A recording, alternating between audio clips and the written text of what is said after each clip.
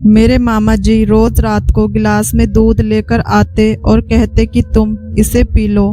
मैं भी खुशी खुशी पी लेती। सुबह उठती तो मेरा शरीर बहुत दर्द करता। एक दिन मेरा मन नहीं हुआ तो मैंने कहा, मामा आज मेरा मन नहीं है, आज मैं दूध नहीं पीऊंगी। मेरे मामा पास आए और कहने लगे कि दूध नहीं पियोगी तो खूबसूरत और जवान कैसे दिखोगी, और मामा ने ज़बरदस्ती दूध पिला दिया। आज फिर दूध का गिलास लेकर आए थे, लेकिन आज मैंने दूध का गिलास छुपा दिया और सो गई। रात होते ही मेरे पैरों तले से ज़मीन निकल गई, क्योंकि जब मेरे ऊपर भगवान मुझे इस घर से निकाल दो, नहीं तो मैं पागल हो जाऊंगी, लुट जाऊंगी, बर्बाद हो जाऊंगी। मैं कहाँ आकर फंस गई। इससे अच्छा होता कि मैं सड़कों पर भीख मांगा करती। मेरा वहाँ पर बहुत अच्छे से गुजारा होता, कम से कम सुकून की जिंदगी तो जी लेती। इस घर में तो मुझे घुटन सी होने लगी है। आज मेरा दूध पीने का बिल्कुल भी मन नहीं कर रहा था, लेकिन मेरे मामा मुझे ज़बरदस्ती दूध पिला रहे थे और साथ में कहते कि दूध पी लोगी तो तुम जवान हो जाओगी और खूबसूरत भी दिखने लगोगी। मेरे मामा के मुंह से ऐसी बातें सुनकर मैं ज़्यादा घबरा जाती। मेरा नाम अनीता है और मैं अपने परिवार में बहुत खुश थी।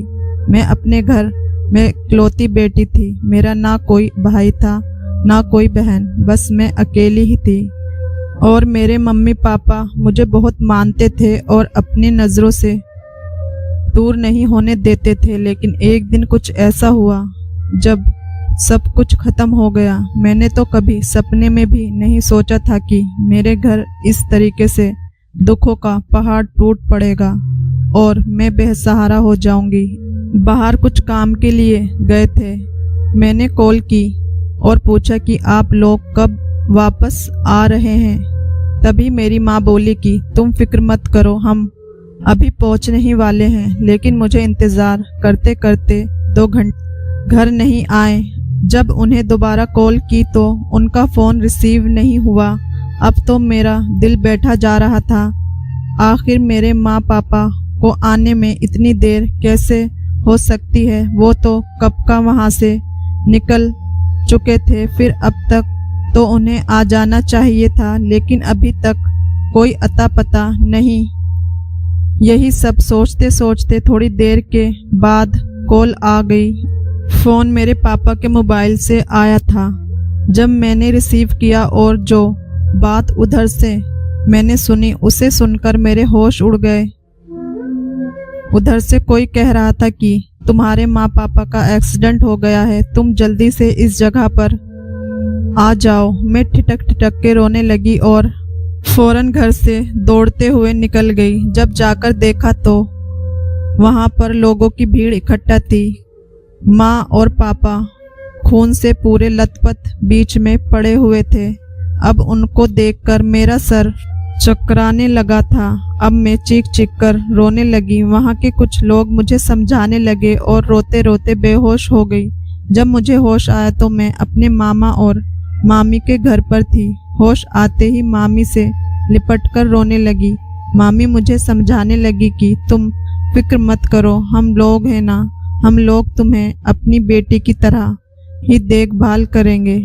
मामी के मुंह से ऐसी बातें सुनकर थोड़ा सा मुझे सुकून हुआ और अब मैं अपनी मामी और मामा के साथ ही रहने लगी थी। मेरी मामी कुछ खाने के लिए लेकर आई और साथ में मामा भी थे। आज बिल्कुल भी मुझे कुछ खाने का मन नहीं कर रहा था। आंखें रो रो कर लाल हो चुकी थी, लेकिन मामा बहुत ज़्यादा जिद कर रहे थे कि मैं उनके लाए हाथों से गरम गरम दूध पी लूं। मेरे मामा मुझे बहुत समझाने की कोशिश कर रहे थे कि लेकिन कुछ दिन से जो दुख का पहाड़ मुझ पर टूटा था, मैं कुछ भी नहीं खा रही थी। मामी गरम दूध का गिलास लिए मेरे सामने खड़ी रही और कहने लगी, बेटा जो होना था वह तो हो गया, जल्दी से दूध पी लो। देखो तुमने अपनी हालत क्या कर ली है। मेरी मामी आंसू को साफ करने लगी। मैंने कहा, मामा मुझे बिल्कुल भी भूख नहीं है, मैं कुछ नहीं खाऊंगी। मेरा सब कुछ लुट गया है, मैं बर्बाद होकर रह गई हूँ। ये कहकर मैं फूट फूट कर रोने लगी। मामा ने मुझे अपने गले से लगाया, मेरे सर को सहलाने लगे, मुझे तसल्ली देने लगे, लेकिन मेरा दिल कहीं से भी सुकून नहीं ले रहा था। मेरी तो दुनिया ही उजड़ के चुकी थी। काफ़ी देर मामा के साथ गले लगकर रोती रही। फिर मामा ने मेरे सर पर हाथ रखा और मेरे बराबर बैठकर कहने लगे कि अनीता, अगर तुम ये दूध नहीं पियोगी तो तुम्हें नींद नहीं आएगी। अब जो होना था वो हो चुका, उसे तो हम नहीं रोक सकते, लेकिन जीना तो पड़ता है। मामा ने अपने हाथों से मुझे दूध पिलाने लगे। मैं जानता हूँ कि इस वक्त तुमसे रोटी नहीं खाई जाएगी, इसलिए मैंने दूध मंगवाया है। अब मुझे मजबूरन दूध पीना पड़ा। मामी भी मेरे पास बैठ गई और मेरा सर सहलाने लगी और कहने लगी, जल्दी से तुम दूध पी लो। जब तक तुम दूध नहीं पियोगी हम यहीं तुम्हारे पास ही बैठे रहेंगे। मैंने एक एक घूंट भर के दूध खत्म किया। फिर मामा ने मुझे नींद की दवा दे दी और कहने लगे, तुम्हारे लिए आराम बहुत ज़रूरी है। पिछले कुछ दिनों से तुम सोई नहीं हो, लगातार रोए जा रही हो। मैंने नींद की गोली खाई और बेड पर लेट गई। मामा मेरा सर सहलाते रहे। मैं ना जाने कब नींद के आगोश में चली गई। मेरे मामा मामी मुझे बहुत प्यार से रखते थे, लेकिन जो हकीकत मामा मामी की मुझे आज मालूम हुई थी, मैं पहले इससे अनजान थी। मेरे पास कुछ नहीं बचा था। तब मुझे एक ऐसी बात का अंदाज़ा हुआ कि मैं सोच भी नहीं सकती थी। एक दिन अचानक बुआ का फ़ोन आया था कि तबीयत बहुत ज़्यादा ख़राब है, इसलिए माँ और पापा दोनों ही अपनी गाड़ी में बैठकर जा रहे थे। ड्राइवर गाड़ी चला रहा था। अचानक से ही कार का एक्सीडेंट हो गया और मेरे माँ बाप इसी एक्सीडेंट में जान गंवा बैठे। मेरे लिए ये बात बर्दाश्त से बाहर थी, क्योंकि मेरे माँ बाबा ही मेरे लिए मेरा सब कुछ थे। मुझे बेहोशी के दौड़े पड़ने लगे थे। मैं अपने सदमे से बाहर नहीं आ रही थी। आज जो हकीकत मुझ पर खुली थी, मेरा तो दिमाग चक्कर आने लगा था। अभी तक मैं अपने माँ बाप के सदमे में ही थी। काफ़ी दिन बाद आज मैं नींद की गोली की वजह से सोई थी। कुछ दिन बाद ही मेरी मामी ने मुझे ज़बरदस्ती कॉलेज भी भेज दिया।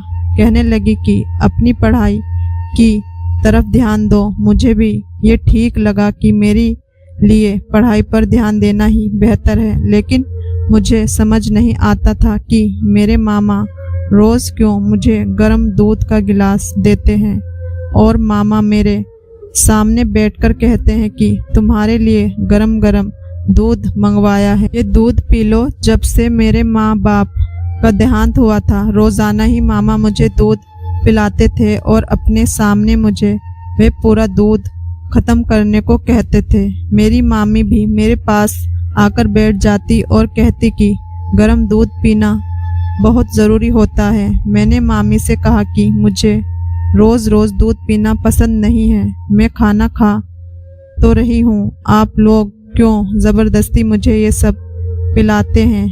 मामा कहने लगे, इसकी वजह भी तुम्हें बता देंगे।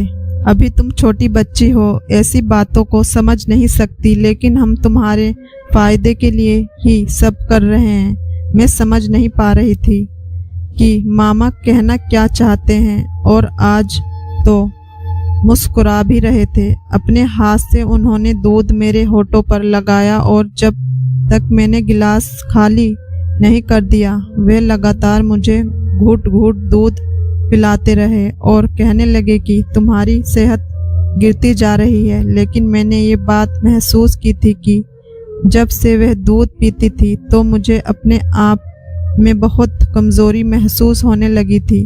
मैं जब सुबह कॉलेज के लिए उठती तो मेरा सर भारी रहता। मेरे दिल नहीं चाहता कि मैं कॉलेज जाऊं। मैं कॉलेज की छुट्टियां कर लेती, लेकिन मामी मुझे इस बात पर बहुत डांटती थी।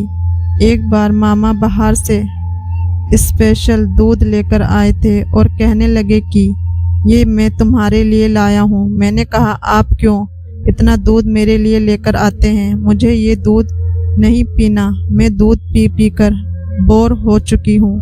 वे कहने लगे, दूध नहीं पियोगी तो रात को नींद कैसे आएगी?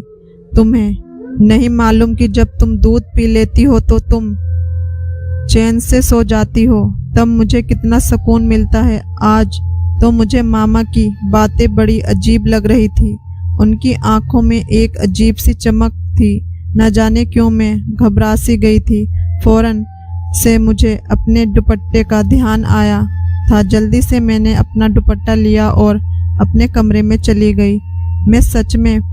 मैं शक में पड़ गई कि फिर वह सब क्या हो रहा है। मेरे मामा की नज़रें मुझ पर बदलने लगी थी। मामा पहले तो कभी भी इतनी मेहरबान नहीं थे। उनकी तो मामी से अक्सर अनबन हो जाती थी। हाँ, मामा का मिजाज ज़रा मक्खन लगाने वाला था। मुझे बिल्कुल भी अपने मामा और मामी का रवैया अच्छा नहीं लग रहा था। कुछ तो बुरा हो रहा था जो मैं समझ नहीं पा रही थी।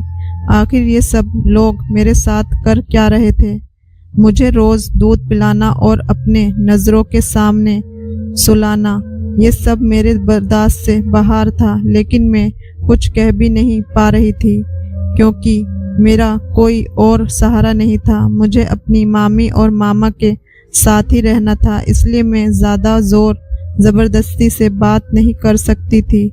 आज फिर मामा मेरे लिए दूध लेकर आए थे और कह रहे थे कि ये दूध जल्दी से पी लो और सो जाओ।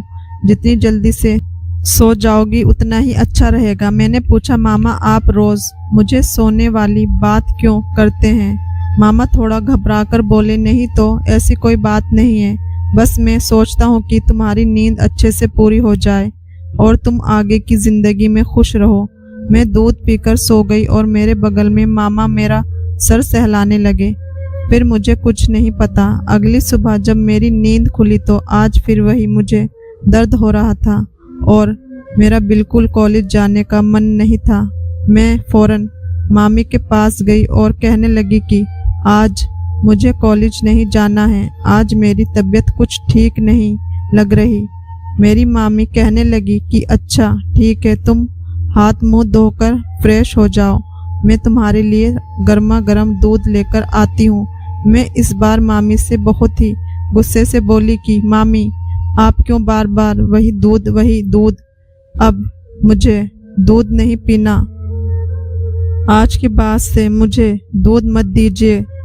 मेरी मामी मेरे पास आई और समझाने लगी कि तुम दूध नहीं पियोगी तो तुम खूबसूरत नहीं दिखोगी और जब तुम दूध पीती हो तो तुम्हारी खूबसूरती और बढ़ जाती है और तुम जवान दिखने लगती हो, तंदुरुस्त हो जाती हो। इसलिए हम तुम्हें रोज़ाना ये दूध का गिलास देते हैं ताकि तुम वह पूरा दूध ख़त्म कर दो। अभी ये कौन सी बात हुई कि दूध पीने से मैं जवान दिखूंगी और खूबसूरत लगूंगी? मुझे जवान और खूबसूरत दिखने की क्या ज़रूरत है? मैं जैसी हूँ ऐसी ही ठीक हूँ। फिलहाल के लिए मैं दूध लिए और साथ में एक दर्द की गोली खाकर सो गई। अब मेरी नींद शाम को 6 बजे खुली थी। इस समय मेरा शरीर दर्द नहीं कर रहा था, मुझे कुछ अच्छा फील हो रहा था। लेकिन एक बात मैं नोटिस कर रही थी कि मेरे मामा और मामी पहले इतने गरीब थे लेकिन अब धीरे धीरे कितना अमीर होते चले गए। घर में कूलर, फ्रिज, हर एक चीज़ की व्यवस्था थी और कुछ दिन पहले तो चूल्हे पर खाना बनता था, अब तो घर में एक एक चीज़ की व्यवस्था हो चुकी थी। और यह क्या, मामा मेरे कमरे का नया बेड मंगवा रहे थे और बहुत ही मेरे कमरे की साफ सफाई करवा रहे थे। मैं फौरन मामा के पास गई और पूछने लगी, मामा आप मेरे कमरे की इतनी साफ सफाई क्यों करवा रहे हैं और बेड मंगवाने की क्या ज़रूरत थी? वैसे भी मुझे वही सब कुछ पसंद है। मामा कहने लगे कि तुम्हें नहीं पता, तबीयत ठीक करने के लिए घर की साफ सफाई होनी ज़रूरी होती है। अगर तुम उसी माहौल में रहोगी तो तुम्हारी तबीयत वैसी ही खराब होती रहेगी। इसलिए मैं सब कुछ नया करवा रहा हूँ ताकि तुम भी अच्छे से रहो और कोई दिक्कत ना हो। अब ये कौन सी बात हुई? मैं तो सोच में पड़ गई। भला कमरे की साफ सफाई करवाने से और मेरी तबीयत को लेकर क्या पड़ी है? अब तो मैं बिल्कुल ठीक रहती हूँ, लेकिन बार बार मामा और मामी के मुंह से एक ही बात सुनती हूँ कि मेरी तबीयत ख़राब है। मैं तो बिल्कुल ठीक हूँ और वैसे भी मुझे क्या करना है, मुझे अपने काम से काम रखना है। मैंने अपना बैग उठाया और मामी के कमरे में चली गई। वहीं जाकर स्कूल का काम पूरा करने लगी। थोड़ी देर के बाद मामा मेरे पास आए और कहने लगे कि अब पढ़ाई बहुत हो गई, जल्दी से तुम तैयार हो जाओ और हम मार्केट चलते हैं, तुम्हारे लिए कुछ सामान खरीद कर लाते हैं। मैंने मामा से कहा कि मामा मुझे कोई सामान नहीं चाहिए, मेरे पास हर एक ज़रूरत का सामान है। थोड़ी देर के बाद मामी भी मेरे पास आई और कहने लगी कि हाँ जल्दी से तैयार हो जाओ और अपने मामा के साथ चली जाओ, कुछ अपने लिए अच्छे से कपड़े खरीद लेना। मैं तो बिल्कुल भी जाना नहीं चाहती थी, लेकिन मामा और मामी के जिद के आगे मजबूर थी, इसलिए मुझे जाना पड़ा। मार्केट पहुंची तो मामा मुझे सबसे पहले कपड़े वाली दुकान पर लेकर गए। जब मैं अपने लिए एक अच्छा सा सूट पसंद करने लगी तो मामा कहने लगे कि ये सूट बिल्कुल भी अच्छा नहीं है, क्या गवारों जैसे कपड़े पसंद कर रही हो, आज मैं तुम्हारे लिए कुछ अच्छा सा कपड़े ले लेता हूँ। जब मामा कपड़े पसंद करने लगे तो उनकी पसंद देखकर मेरे रोंगटे खड़े हो गए। आखिर इतने छोटे कपड़े कौन पहनता है। मामा मेरे लिए बहुत ही छोटे छोटे कपड़े पसंद कर रहे थे और वह कपड़े मुझे बिल्कुल भी पसंद नहीं थे। मैंने तो फौरन कहा, माँ मुझे ये सब बिल्कुल भी पसंद नहीं है, आप इसे मत लीजिए, मैं नहीं पहनूंगी। मामा कहने लगे कि तुम पागल हो, आज के इस समय में सब लोग यही ड्रेस पहनते हैं। मामा वही सब कपड़े पैक करवाकर घर वापस आ रहे थे। रास्ते में मैंने मामा से कहा, मामा मुझे चाउमीन खानी है, आप मुझे चाउमीन दिला दीजिए। मामा तो मुझे हैरत से देखने लगे और कहने लगे कि नहीं, ये सब सेहत के लिए बिल्कुल भी अच्छी नहीं है, तुम चाउमीन नहीं खाओगी। अगर तुम्हें भूख लगी है तो मैं अभी एक गिलास दूध खरीद कर लाता हूँ। जब मैंने दूध का नाम सुना तो मैंने फौरन कह दिया, नहीं मुझे दूध नहीं पीना है, मुझे घर जाना है। अब आप घर चलिए, हम लोग घर चलते हैं। मामा के साथ मैं घर वापस आई। जब घर वापस आई तो मेरा रूम नया जैसा लग रहा था, लेकिन फिर भी मुझे सुकून नहीं हो रहा था। मुझे अंदर ही अंदर घबराहट हो रही थी। पता नहीं क्यों मुझे बहुत ज़्यादा बेचैनी सी हो रही थी। ऐसा लग रहा था जैसे कुछ तो गलत होने वाला है। मैं फौरन ही मामी के पास गई और मामी से कहने लगी, मामी आज मुझे कुछ अच्छा नहीं लग रहा है, क्या आप मेरे साथ मेरे कमरे में सो सकती हैं। मेरी मामी मुझे खा जाने वाली नज़रों से देखने लगी और कहने लगी, तुम टेंशन मत लो, जब तुम दूध पियोगी तो तुम्हें बहुत अच्छे से नींद आ जाएगी और तुम सुकून की आगोश में चली जाओगी। मैं तो ये दूध से परेशान हो गई थी। आखिर मैं कोई छोटी बच्ची थोड़ी ना थी कि मुझे रोज़ दूध पीना ज़रूरी है। आज मैंने मामी से कह दिया कि मामी आज मैं दूध बिल्कुल भी नहीं पीऊँगी। अभी यही सब बात मामी से कह रही थी कि तभी अचानक से मामा आ गए और कहने लगे कि दूध क्यों नहीं पियोगी, दूध पियोगी तो तुम्हारी सेहत बनी रहेगी और तुम दिखने में भी बहुत सुंदर लगोगी। आखिर मेरे मामा क्यों बार बार मेरी खूबसूरती पर जाते हैं। मैं जैसी थी वैसे ही मुझे रहना अच्छा लगता था। मुझे खूबसूरत नहीं दिखना है। मैंने आज मामा से भी कह दिया कि मामा मुझे खूबसूरत नहीं दिखना है, मैं जैसी हूँ वैसी ही ठीक हूँ। आज मैं दूध बिल्कुल भी नहीं पीऊँगी। यही सब कह कर मैं गुस्से से अपने कमरे में जाकर लेट गई और सोचने लगी कि आखिर ये दूध का चक्कर क्या है। जब मेरा मन नहीं है तो मैं दूध नहीं पीऊँगी, इसमें ज़ोर ज़बरदस्ती करने की क्या ज़रूरत है। आज तो मैं दूध हरगिज़ नहीं पीऊँगी, चाहे जो कुछ हो जाए, मुझे दूध नहीं पीना है। मैं अपने बेड पर बैठकर कॉलेज के कुछ काम पूरा कर रही थी, तभी मेरे मामा दूध का गिलास लेकर आ गए और कहने लगे कि पढ़ाई बाद में होती रहेगी, पहले दूध पी लो। मैंने भी मामा से कह दिया कि मामा आप दूध साइड में रख दीजिए, मैं थोड़ी देर रुककर पी लूँगी। लेकिन मामा तो 7वें आसमान पर पहुँच गए। वे कहने लगे कि दूध अभी और इसी वक्त पियो, बिना दूध पिए मैं कहीं नहीं जाने वाला। मामा के मुंह से ऐसी बातें सुनकर मैं और भी ज़्यादा घबरा गई। आखिर दूध में नहीं पी रही थी तो इसमें गुस्सा करने वाली कौन सी बात है। लेकिन मामा तो इतना ज़्यादा गुस्सा होने लगे कि मुझे मजबूरन वह दूध पीना पड़ा। और जैसे ही मैंने दूध ख़त्म किया उसके बाद से मुझे कुछ याद नहीं रहा। हाँ, इतना पता था जब मैं सुबह उठती तो मेरा पूरा बदन दर्द करता है, ऐसा लगता है जैसे मैं काम करके थक गई हूँ, लेकिन मैं तो काम बिल्कुल भी नहीं करती थी। फिर दर्द कैसा था। खैर अगली सुबह जब नींद खुली तो मैं अपने बेड पर नहीं थी और ये क्या, जो कपड़े मेरे मामा खरीद कर लाए थे वही कपड़े आज मैं पहनकर बेड पर सोई थी। मुझे तो कहीं जाना भी नहीं था, तो फिर ऐसी ड्रेस पहनने की क्या जरूरत पड़ गई। अब मैं यही सोच रही थी, तभी अचानक वॉशरूम में से एक आदमी निकला और मेरे पास आकर बैठ गया। कहने लगा, तुम क्या लोगी, चाय कॉफ़ी वगैरह वगैरह। मैं चीखने और चिल्लाने लगी कि तुम कौन हो और मैं यहाँ पर कैसे आई और मेरे कपड़े किसने चेंज किए। मैं चीखती और चिल्लाती हुई उस आदमी से पूछ रही थी। वह लड़का खड़ा हुआ और मुझे देखकर मुस्कुराए जा रहा था। अब मुझे उसकी मुस्कुराहट में भी खोट लग रही थी। मैंने फिर गुस्से से कहा कि तुम मुझे बता दो मैं यहाँ पर कैसे आई हूँ और मुझे मेरे मामा मामी के पास जाना है, मुझे पहुँचा दो। वह लड़का मेरे पास आया और मुझे हैरत से देखने लगा कि ये लड़की कितनी मासूम और इसके मामा और मामी इसके साथ कितना अत्याचार कर रहे थे। ये बेचारी को तो उन दोनों पर इतना भरोसा है कि अगर मैं इसे कोई भी बात बताऊं तो इससे विश्वास नहीं होगा। लेकिन मैं क्या करूं, मुझे बताना तो पड़ेगा ही।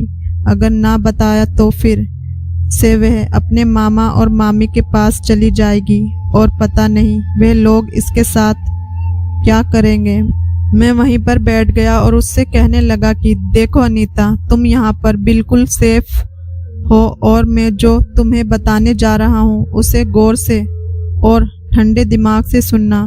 अभी मैं ये सब कह ही रहा था कि अचानक से उसने चीखकर बोली कि मुझे अपने मामा और मामी के पास जाना है।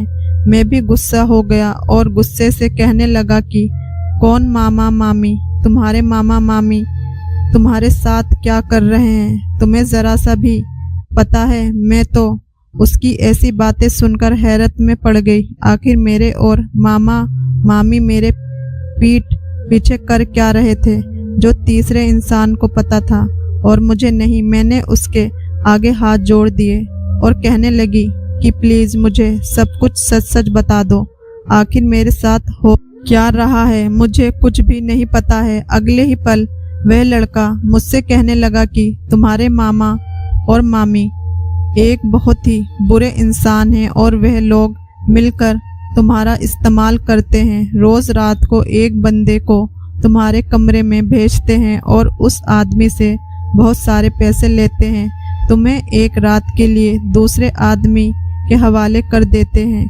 ये सब मुझे तब पता चला जब तुम्हारे मामा एक आदमी से बात कर रहे थे और तुम्हें बेचने के लिए बहुत सारे पैसे लेकर उस आदमी को हमेशा हमेशा के लिए बेच देना चाहते थे। मैं वहीं पर सब बातें सुन रहा था। फिर तुम्हारे मामा वहाँ से जाने लगे। मैं जल्दी से तुम्हारे मामा के पास गया और उनसे कहने लगा कि मैंने सुना है आप किसी को बेच रहे हैं, क्या आप मुझे उस लड़की को देंगे, मैं आपको दुगना पैसा दूंगा। फिर तुम्हारे मामा ने मुझसे बहुत सारे पैसे लेकर तुम्हें मेरे हवाले कर दिया, लेकिन तुम बिल्कुल भी फिक्र मत करो, तुम यहाँ पर सुरक्षित हो। अगर मैं तुम्हें पैसे देकर नहीं लाता तो शायद तुम बहुत दूर जा चुकी होती और वह लोग तुम्हें नोच नोच कर खा चुके होते। उस लड़के के मुंह से ऐसी बातें सुनकर मैं फूट फूट कर रोने लगी। आखिर मेरे मामा मामी मेरे साथ इतना बड़ा धोखा कैसे कर सकते हैं। अब मुझे सारी बात याद आने लगी थी कि रोज रात को गर्म दूध पिलाकर सुला देना कोई नॉर्मल बात नहीं थी। अगर मैं दूध पीने से मना कर रही थी तो डांट कर अपने सामने दूध पीने के लिए कहते थे। अब मुझे सब कुछ समझ में आ गया था। उनके अचानक से घर की रौनक बदलना, घर में इतना सारा सामान वगैरह लाकर रख देना कोई नॉर्मल बात नहीं थी। मेरे मामा मामी मुझे हर रात बेचकर इतना आगे गए थे। अब मुझे मेरे मामा और मामी से बहुत ज़्यादा नफरत हो गई थी। यही सोच रही थी कि जाऊं और जाकर उनका खून कर दूं, लेकिन मैं उन लोगों की शक्ल भी नहीं देखना चाहती थी। अब मुझे समझ में आ रहा था कि जब मैं सुबह उठती थी तो मेरा बदन इतना दर्द क्यों करता था। यानी मेरी हर एक रात एक शख्स के साथ गुजर रही थी। भगवान, अब मैं किसी को मुंह दिखाने के लायक नहीं रही। मैं अपने आप को कोसती रही। मेरे अपने ही मेरे साथ इतना बड़ा खेल खेलेंगे, मैंने कभी नहीं सोचा था। मैंने उस लड़के का शुक्रिया अदा किया और उसके घर से जाने लगी। अचानक से वह लड़का मुझे रोककर कहने लगा कि क्या तुम मुझसे शादी करोगी। मैंने एक नज़र उस लड़के की तरफ देखा और कहने लगी कि तुम्हें तो सब कुछ पता है मेरे साथ क्या हुआ है, लेकिन फिर भी तुम मुझे अपनाने के लिए तैयार हो। उस लड़के ने कहा कि इसमें तुम्हारी कोई गलती नहीं। अगर तुम चाहो तो मैं तुमसे शादी करने के लिए तैयार हूँ। उस लड़के के मुंह से ऐसी बातें सुनकर मैं और भी ज़्यादा रोने लगी कि एक वह लड़का है जो मेरी इज्जत को बचाने चला था, एक वह जो मेरे अपने थे। मेरे मामा और मामी मुझे इस्तेमाल कर रहे थे। उन लोगों को ज़रा भी मुझ पर दया नहीं आई।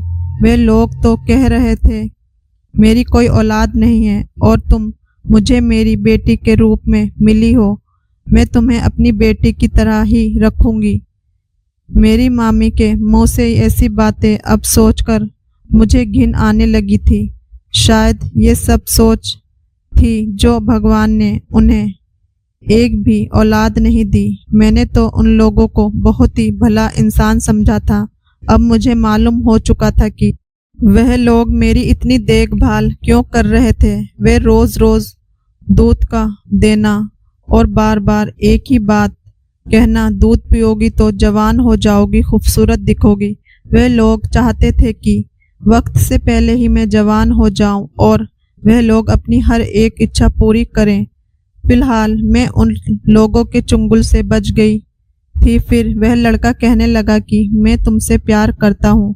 जब तुम एक बार मार्केट में गई थी उस वक्त पहली ही नज़र में तुम्हारे ऊपर अपना दिल हार बैठा था। तभी से मैं पता लगा रहा था कि तुम कहाँ रहती हो। ये सब पता लगाते लगाते मुझे ये सब पता चल गया कि तुम्हारे साथ क्या कुछ हो रहा है। तभी मैंने सोच लिया था कि मैं तुम्हें उस घर से निकाल कर ही रहूँगा। अगर तुम मुझसे शादी करने के लिए तैयार हो तो मुझे कोई आपत्ति नहीं है। हम दोनों मिलकर अपनी एक नई जिंदगी की शुरुआत करेंगे। उसके मुंह से ऐसी बातें सुनकर मैं रोने लगी और गैर इंसान इतना अच्छा निकलेगा मैंने कभी नहीं सोचा था। मेरे अपने तो दुश्मन से बढ़कर निकले, लेकिन एक पराये लड़के ने मेरी जिंदगी ही संवार दी। अब हम दोनों शादी करके अपनी जिंदगी में बहुत खुश रहने लगे। दोस्तों, कहानी कैसी लगी कमेंट करके ज़रूर बताएं। वीडियो को लाइक, चैनल को सब्सक्राइब ज़रूर करें। कहानी सुनने के लिए धन्यवाद।